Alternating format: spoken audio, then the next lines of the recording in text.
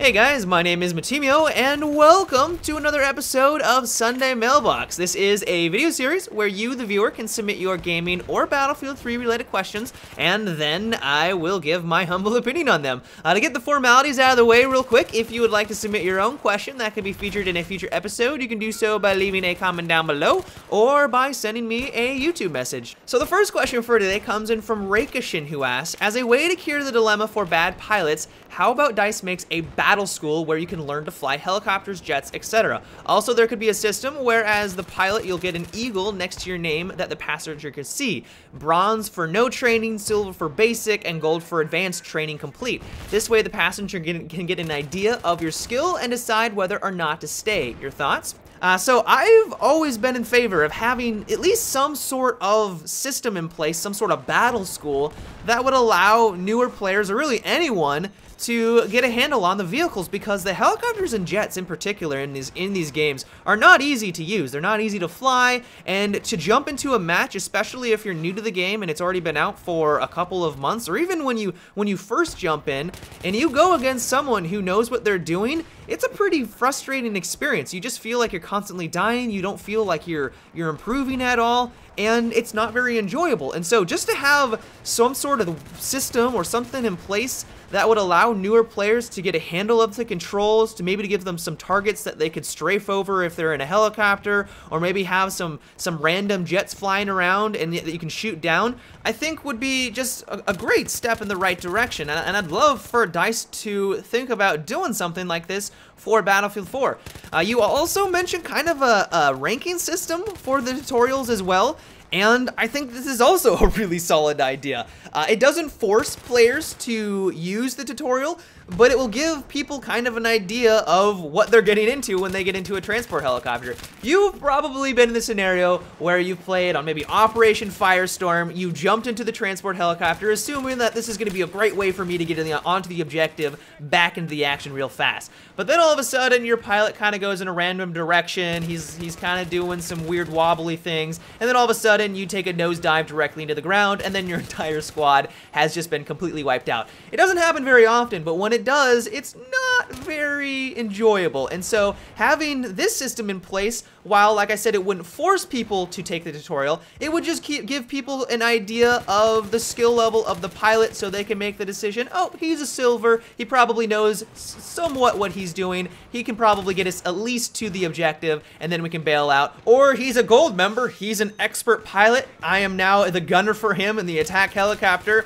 I know he knows what he's doing, hopefully I know what I'm doing, and we're gonna have a lot of fun. Yeah, awesome suggestion, really cool idea.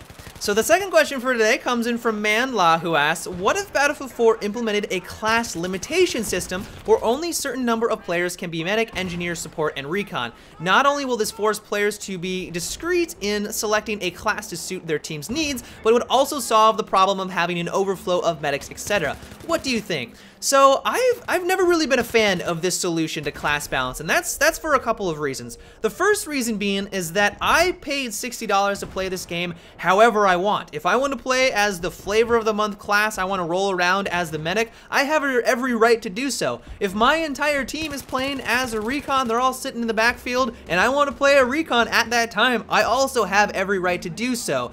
The second reason being is that this feels more like a band-aid fix to the much larger problem of class balance and making all the other classes more appealing. The reason why everyone is rolling around as a medic isn't because they like the avatar, it's because they want to use the best weapons in the game and they love the gadgets. I mean, the med pack and the defibrillator are one of the best tools in the game, and it essentially just makes you into a one-man army. And if they want to have the other classes represented more, they need to make them more appealing. And I'm sure DICE is taking this all into consideration for Battlefield 4. I'm sure that they are trying to kind of switch things up a little bit. I'm sure that they understand that the medic is a little bit too ridiculous in Battlefield 3, and they're going to try to avoid that for Battlefield 4. But your solution, for me personally, it just rubs me the wrong way, and I would not want to have that in the next game.